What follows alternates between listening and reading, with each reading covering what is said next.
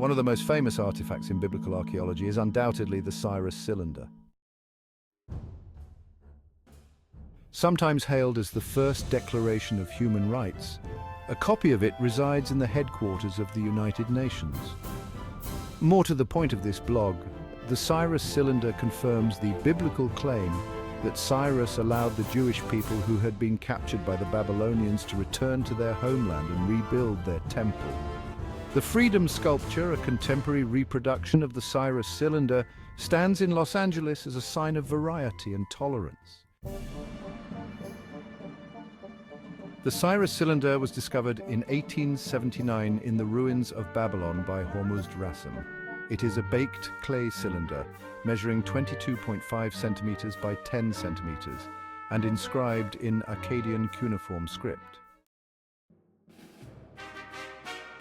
The inscription confirms Cyrus's general policy of returning exiles to their settlements and allowing them to take their gods with them and rebuild their sanctuaries. The Jewish people had no idols, so the articles that had been taken from the temple were returned. Cyrus's specific proclamation for the Jews is recorded in Ezra 1 verses 1 to 3. In the first year of Cyrus king of Persia, that the word of the Lord by the mouth of Jeremiah might be fulfilled, the Lord stirred up the spirit of Cyrus king of Persia, so that he made a proclamation throughout all his kingdom and also put it in writing. Thus says Cyrus king of Persia, the Lord, the God of heaven, has given me all the kingdoms of the earth, and he has charged me to build him a house at Jerusalem, which is in Judah. Whoever is among you of all his people, may his God be with him, and let him go up to Jerusalem, which is in Judah, and rebuild the house of the Lord, the God of Israel. He is the God who is in Jerusalem. Ezra further records that Cyrus the king also brought out the vessels of the house of the Lord that Nebuchadnezzar had carried away from Jerusalem and placed in the house of his gods. 1:7. It is claimed that Cyrus seemed to be more concerned about the views of the gods and merely took steps to appease them rather than acting for the goodness of the people.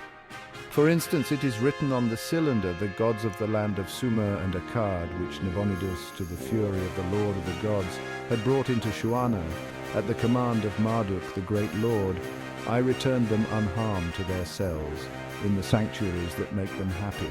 In exchange, these gods were supposed to return the favor to Cyrus.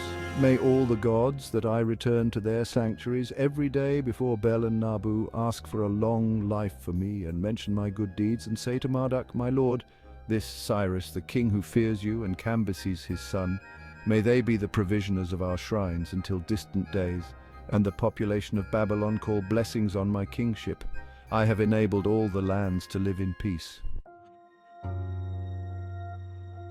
While 19th century skeptics had scoffed at the biblical claim that a king would allow captured people to return to their homes and rebuild their temples, the Cyrus Cylinder confirms that this was indeed the policy of Cyrus the Great.